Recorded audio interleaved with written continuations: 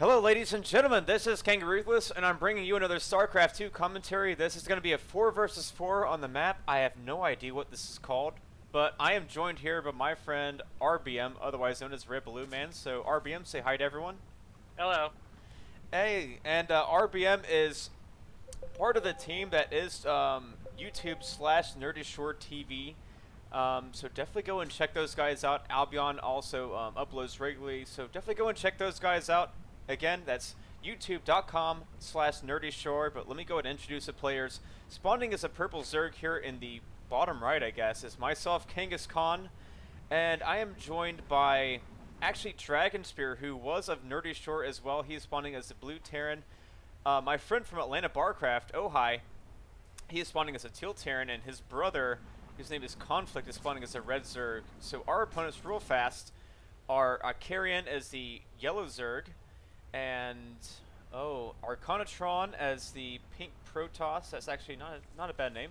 Slug as the orange Zerg, and we finally have Mr. Banks as the green Protoss. So this is a pretty interesting game, RBM, as I was talking to you about before.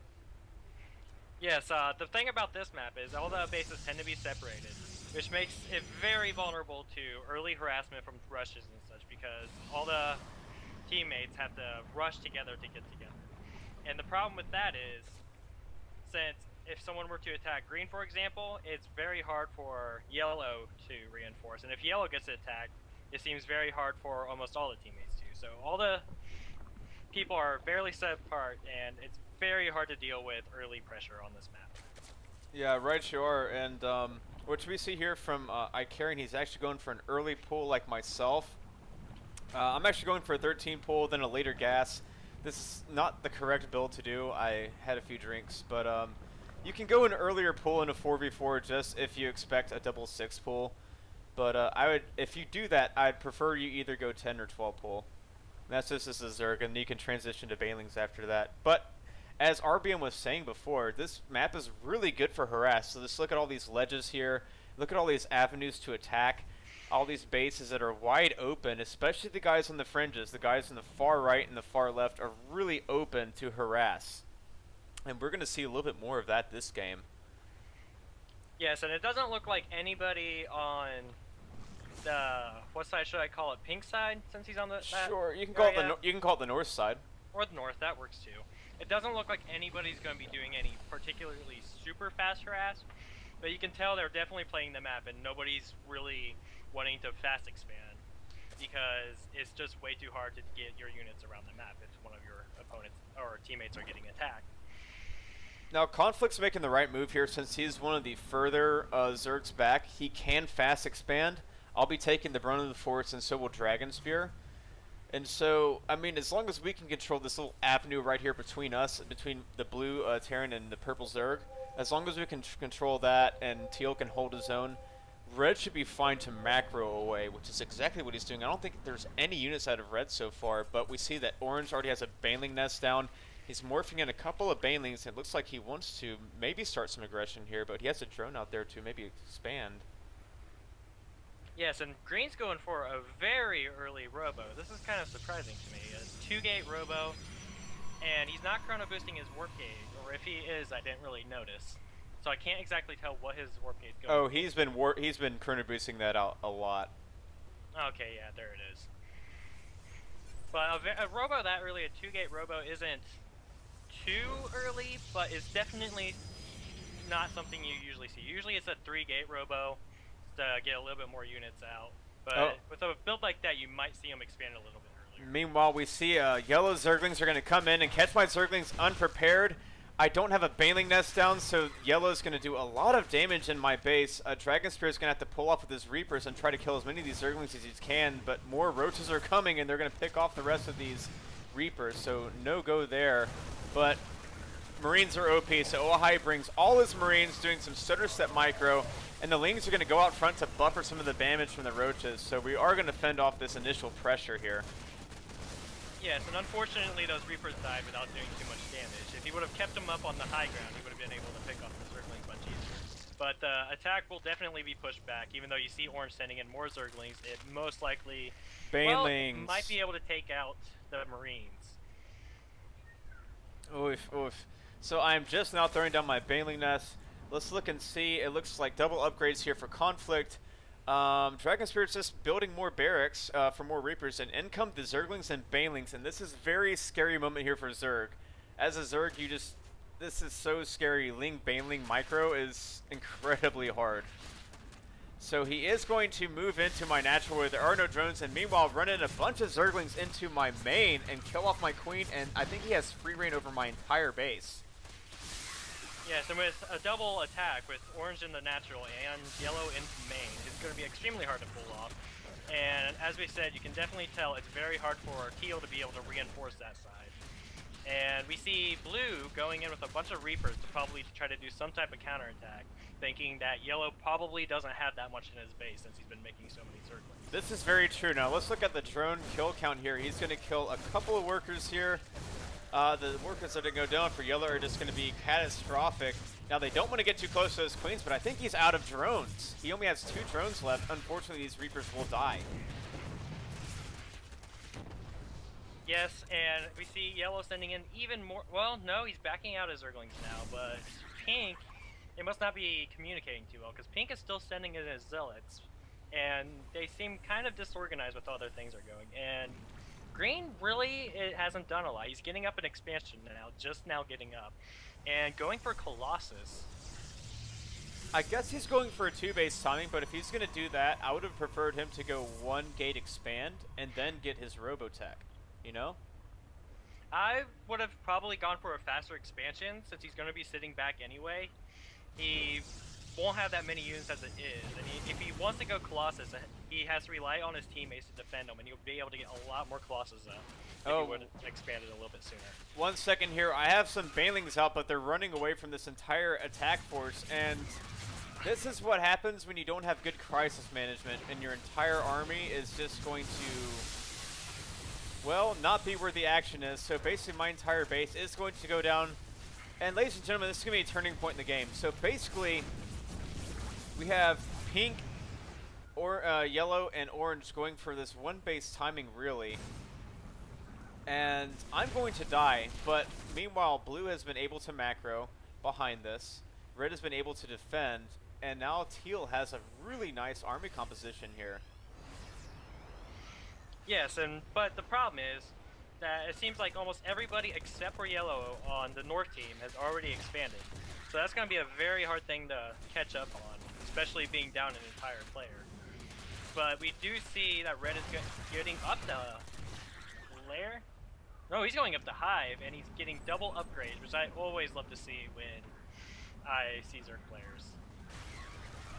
I love the double upgrades as well, and I've actually been messing around with double Spire. It's a really nice build. Now, I want you guys to pay attention here to Slug has his Banelings parked outside. I'm trying to pick off some of them with the Zerglings, but here come the Banelings, and notice how they all run into the Marauder. So all the Marines are still alive. Just remember that not all Zergs know how to micro, and sometimes you can just pull back your Marines and have your Marauder tank it all. Yeah, so we're seeing an attempted ninja expand from red, but that's going to be taken out by the Colossus. Not much going to be done there. And as of upgrades, green is getting some upgrades up. Orange is getting up a Spire, but you don't see any sort of upgrades coming out of him. And yellow, still doesn't have much because he was practically killed off early. I mean, he has a bunch of expand by orange.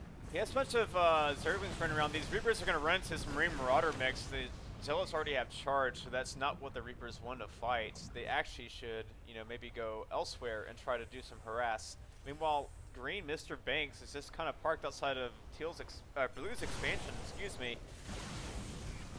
And here's where we get to see how awesome my micro is. I do lift up a bunch of Marines into the medevac because I'm really good at microing. But it's enough to scare off this unit composition here. And this is a pretty good engagement, I think. Just a pretty good concave here, but here's the problem. When you're running away with these forces with Colossus, they can't outrun Stim Marines or Vikings. So he's going to lose 1 Colossus, might lose a second as well. And I think he will, actually. So Mr. Banks has just lost both Colossus, so now this army is no good. Yes, and one thing I'm not liking what I see right now. I think Blue's about to do it right now, but nobody's taking control of either Zelnaga Tower for quite a while. It's in this map particularly, it covers off both alleyways. So with control of that, you basically can see everything your opponent's doing and know, and your entire team will know when to macro. And right now, it looks like Orange's base is going to go down by more Reaper harass. And look at Red's Muta control here. Actually, not as much, you know, as I would like to see, but he has a lot of Mutas out now. And I believe these Mutas should be at pretty good upgrades. Let me click one of them. They are at no upgrade, so I wonder if he's doing this Hive, actually. I'm not sure. He's just now getting that +1, so a little bit too fast of a Hive there for Red. But he does have the air control now. Orange's Mutas have been stopped. So yes, and since Orange's patch has been taken out at the gold, that also slows down his Muta production quite a bit because that's 2 less gases he has. And he's getting +1 air up, which will be about at the same time as Red, so they'll be even with the Mutas, but the Muta count will go to the advantage of Red if he does get that 3rd saturated and get those gases up. Meanwhile, Conflict is deciding that he wants to go ahead and jihad and take out this Colossus, so now the Zerglings and Marines and Marauders and Medivacs go and take out this Warp Gate army. Mr. Banks is in a world of hurt now. He only has 1 Colossus, second one is on the way, but the Marines and Marauders are going to say, go ahead and force it off your ramp. I can kill your expansion. No big deal. So Stem Marines and Marauders are going to be able to take out this Nexus. Will the Colossus be able to phase this? No, he's only going to be able to draw off 3 Marines, and this Nexus will go down. Yes, and one thing you'll notice that right now, the Colossuses are almost useless because, believe it or not, Colossus do not shoot up. So Mutalisks have been able to just pick them off without any effort whatsoever. And we also have a attack with Red Zerglings completely taking out all of Pink's workers at the natural. Oh, I totally missed that. So that's actually done a lot of damage here. Let's look at the income harvesters tab. Pink is now down to 25 harvesters, and the average right now I would say is about 50. So he's well below that. He's not going to be able to reinforce as much, and meanwhile just Marines and Marauders coming in here with the Mutalisks and doing lots of harass. Mutalisks are able to go and do what they want because, you know, pretty much green is on the back foot right now. The Cybernetics Corps will get taken out here. Only Marines for you. And it looks like Mr. Banks is going to load up a couple of probes in here and try to expand to this island. Yes, and it looks like Orange is going to try to do some counterattacking with his own Mutalisks, but it looks like those are going to be intercepted by Red's own Mutalisks. And it looks like Red has more Mutalisks. I'm going to have to double check that. No, Orange has more at the moment by... I don't think they're all together. That's the problem. And a lot of his are injured. But they they aren't together. Some of them are still back at the base. Oh, but all these warp gates getting unpowered here, that is huge. And meanwhile, Baneling's running into Marines and Marauders. And yeah, this Zealot Mutas force is going to be able to take out the rest. But now, I mean, Teal has been macroing behind this. There's lots of Marines, lots of Marauders, and lots of production coming out here for Teal. He can actually throw down a lot more barracks, to be honest. And Yellow's dead once again because more Reapers came in. Oh, wow. Oh, wow. I totally missed that. And... okay, let's look at the income tab again. Yellow's at 16 harvesters. He's just had his ass handed to him this entire game. Yes, he tried to do what a lot of Zergs are able to do. On team games, Zergs are able to put on a lot of early pressure and be able to build up afterwards because of their teammates. But on this map, you can definitely tell that with distances apart, the macro was not able to catch back up, and he's just been basically screwed all game because he died to Reapers. Well, and I died to Zerglings, but who can blame him? So we have another push coming out here. Lots of Marines and Marauders. Again, Teal really needs to throw down more barracks, but we won't fault him, you know. But I think he should just throw down a lot more barracks. So this Marine Marauder force is going to come in, and let's see what we can do with this attack. A nice stem here. Zealots aren't going to do squat. I wonder where the Medivacs are. I think they might have ran off.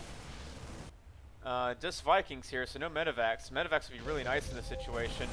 But if I can actually engage this Mutalisks with all these Marines, that'd be quite nice. Banelings are going to go and try and attack this. But this is not the best angle for the Banelings to hit. And they're going to hit a nice contingent of my Marines and Marauders, but I still have a nice force up here into Green's base.